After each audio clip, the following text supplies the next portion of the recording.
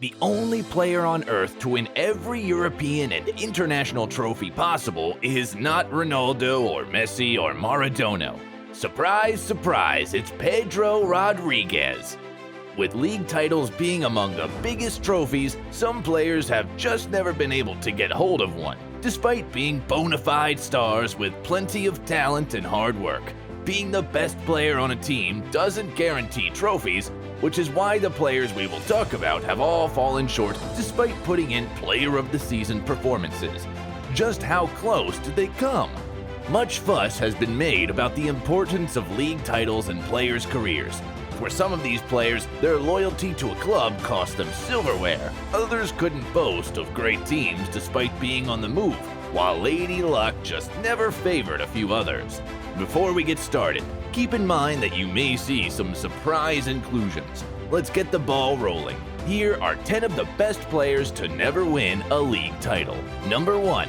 Antoine Griezmann. One of the best players in the world on his day, the Atletico player is yet to taste league success. He first joined the club from Real Sociedad just after they won the league in 2013 and 14. The Frenchman pushed for a transfer to Barca in 2019, only to return to Atletico 2 years later. But even while at Barca, his side couldn't topple a resurgent Real Madrid. Already 31, time is ticking for Griezmann. With Messi and Ronaldo now out of the way, it is time for the striker to re-establish himself as one of the most dangerous forwards in Spain, and then back it up with a league title. Although he has won the biggest trophy in football, the World Cup, he definitely wouldn't mind adding the league winner's medal to his repertoire. Next up, we have another World Cup winner and Frenchman. Number 2, Hugo Lloris. The brilliant goalkeeper is considered one of the best in the Premier League and in the world. The Frenchman surely deserves a league medal to his name for his exploits with Tottenham. However, for Lloris, it is likely a matter of playing for the wrong team. With Manchester City and Liverpool dominating the league for more than half a decade, it is safe to say that the World Cup winner may never win the league as he is already 35 and has limited transfer options. Lloris would probably be recalling his time at Lyon and wondering how he never managed to win the league after joining a team that had won the league for 7 consecutive years. But if you think Lloris has been unlucky, check out this next player. Number 3, Fernando Torres. Fernando Torres has won everything possible for both club and country except the league title, which is quite ridiculous considering he played for top clubs such as Atletico, Madrid, Liverpool, Chelsea, and AC Milan. A prime Torres was unstoppable, a destructive force that constantly terrorized his opponents. Torres even finished third in the Ballon d'Or marking in 2008, with only Cristiano and Messi above him. When Liverpool finished as runners-up in the 2008-2009 season, Torres surely couldn't have imagined that would be the closest he would come to winning the league in his almost 2-decade career. At Chelsea, it didn't get better than a third-place finish, and at Atletico, he barely had a shot. Interestingly, Atletico won the league just before he joined them, while Chelsea won the league the season after he left. Bad luck? Not to worry, his World Cup winners medal, Euro winners, Champions League medal, and plenty of other trophies and awards are sitting pretty in his closet. Oh, we didn't count his Spanish Segunda Division title back in 2001 and 2002 as a league title. Number 4, Enrico Chiesa. Talent runs in the genes for some players. Many of you know the sensational Italian and Juventus winger Federico Chiesa. Turns out that he took a leaf out of his father's book. Enrico Chiesa was hands down the most exciting and dynamic strikers to play in the Italian Serie A during the mid-90s. However, it wasn't always easy for the Italian. After just one appearance, he left Sampdoria in 1990.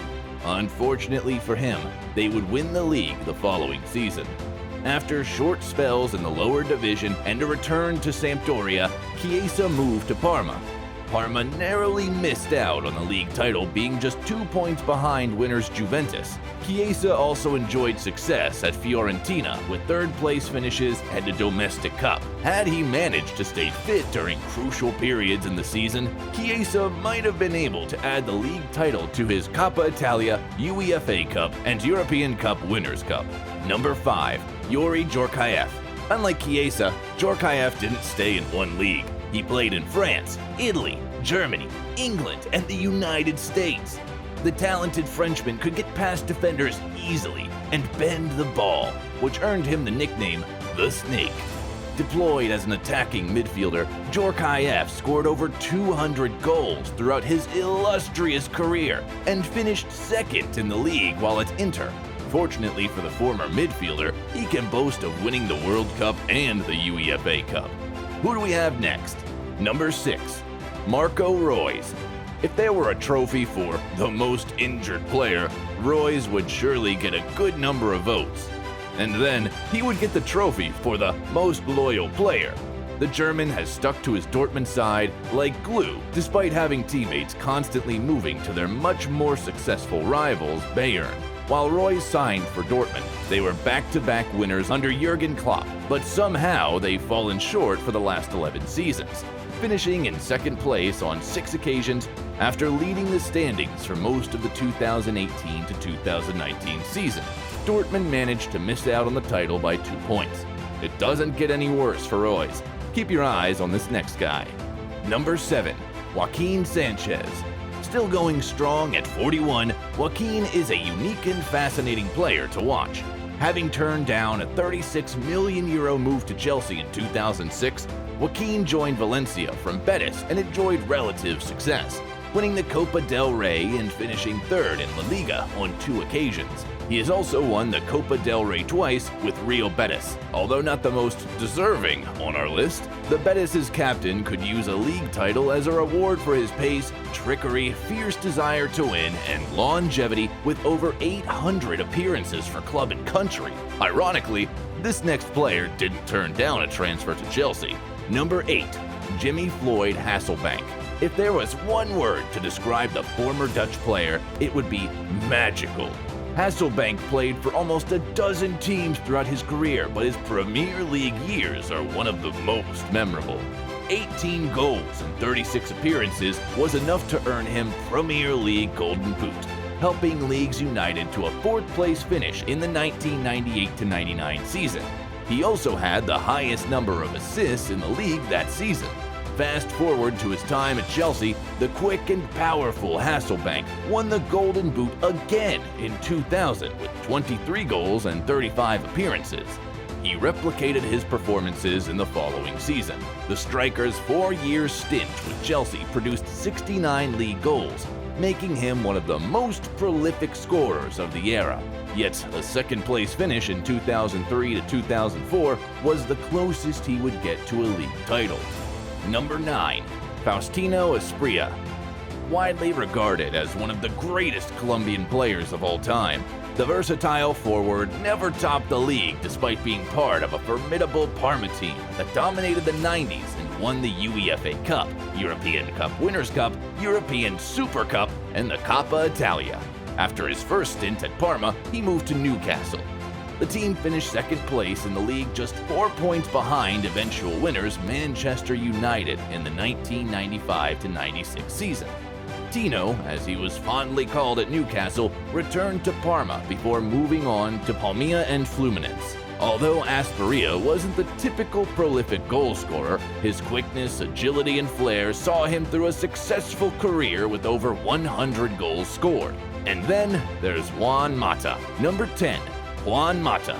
The Spanish midfielder, just like his compatriot Torres, is another victim of poor timing, having moved to Chelsea just 2 seasons after they won the league with Ancelotti, and then moving to Manchester United, who were already league winners but could not replicate the same feat.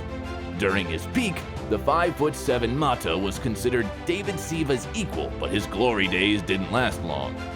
From falling out of favor in his final season at Chelsea, to fighting for a place in Manchester United. Although he has won the World Cup, Champions League, European Championship, FA Cup, EFL, and Europa League titles, it just wasn't meant to be for Mata in terms of the league title, despite being arguably the best player for Chelsea at some point in his career. Now, with Galatasaray on a one-year contract, the free-kick specialist could have one last shot at the league title before drawing the curtains on his career. Above all the passion and glamour, winning trophies remains the most important measure of success for footballers. Although these footballers may have won the hearts of fans for their loyalty, near success, and even success on a bigger stage, not having won a league title would always leave a vacuum. But take nothing away from their successful careers. A league title for many of these players would be the icing on the cake.